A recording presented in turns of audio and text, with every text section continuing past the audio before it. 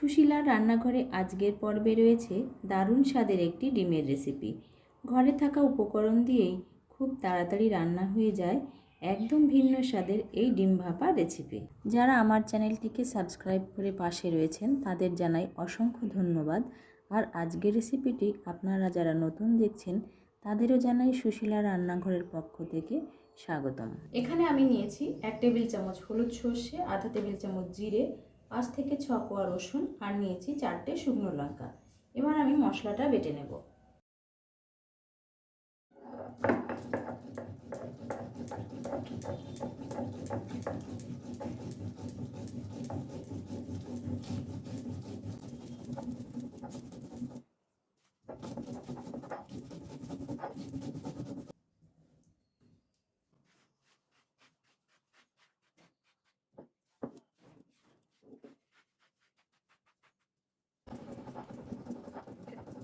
এখানে আমি 4টে সেদ্ধ ডিম নিয়েছি।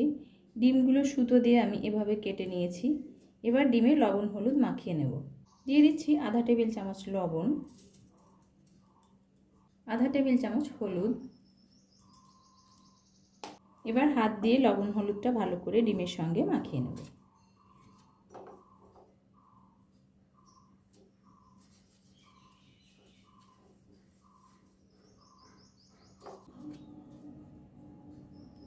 ডিমে লবণ হলুদ মাখিয়ে নিয়েছি। এবার ডিমগুলো ভেজে নেব।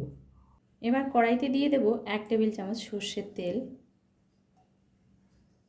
গ্যাসটাকে মিডিয়াম ফ্লেমে রেখে ডিমগুলো 1 থেকে 2 মিনিট এপিট ওপিট করে ভেজে নেব।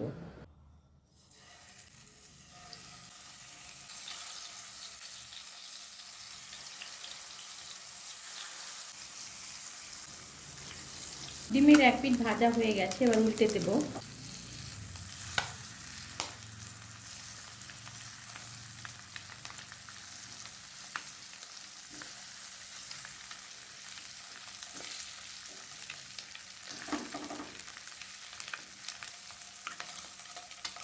ডিমটা ভাজা হয়ে গেছে, এবার একটা পাত্রে তুলে নেব।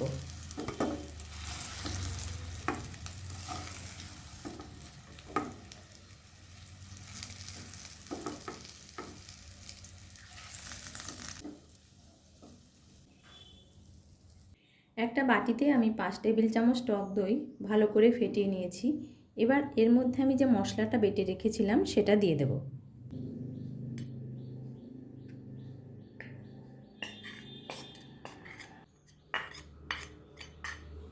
দিয়ে দেব স্বাদ মতো লবণ, আধা টেবিল চামচেরও একটু কম হলুদ দিয়ে দিলাম। এবার দিয়ে দেব 1 টেবিল চামচ তেল,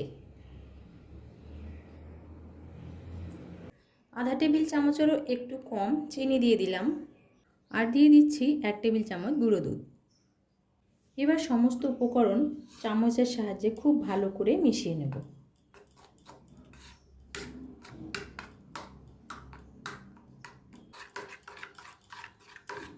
যদি কেউ আপনারা বাড়িতে এরকম ডিম ভাপা তৈরি করতে চান তাহলে সমস্ত উপকরণই দেওয়ার চেষ্টা করবেন। গরম ভাতের সাথে খেতে কিন্তু ভীষণই সুস্বাদু হয়। যে বাটিতে আমি ডিমটা ভাপাতে বসাবো সেই বাটিটা নিয়ে নিয়েছি। এবার এর মধ্যে 3 থেকে 4 টেবিল চামচ ব্যাটার দিয়ে দেব।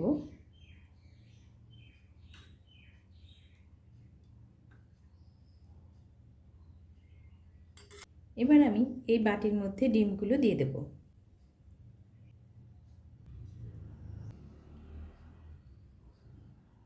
আর হাত দিয়ে এভাবে মশলার সঙ্গে ঘুরিয়ে নিয়ে এই বাটিতে রেখে দেব।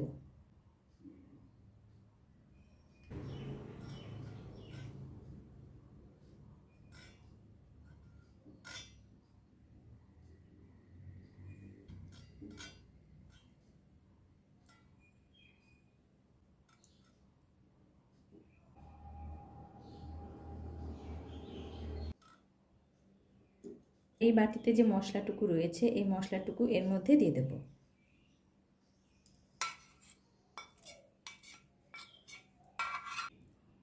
এখানে আমি কোনো এক্সট্রা জলের ব্যবহার করলাম না। এবার টিফিন কৌটোটা আটকে দিয়ে ডিমটা ভাপিয়ে নেব। একটা কড়াইয়ের মধ্যে বেশ কিছুটা পরিমাণ জল দিয়ে দিয়েছি। জলটা গরম হয়ে গেছে। জলের মধ্যে দিয়েছি একটা খাবার রাখা স্ট্যান্ড। এবার এর মধ্যে আমি বাটিটা বসিয়ে দেব। এবার একটা ঢাকনা দিয়ে ঢেকে দেব। এবার গ্যাসটাকে লো টু মিডিয়াম ফ্লেমে রেখে 20 মিনিট রান্না হতে দেব। 20 মিনিট পর এবার ঢাকনাটা আমি সরিয়ে নেব। এবার গ্যাসের জালটা অফ করে দিয়ে একটু ঠান্ডা হওয়ার জন্য অপেক্ষা করব। টিফিন কৌটোটা মোটামুটি ঠান্ডা হয়ে গেছে, এবার খুলে দেখব। এরকম ডিম ভাপা রেসিপি শুধুমাত্র গরম ভাতের সাথে খেতে কিন্তু ভীষণই ভালো লাগে। আপনারা বাড়িতে অবশ্যই একবার তৈরি করে দেখবেন।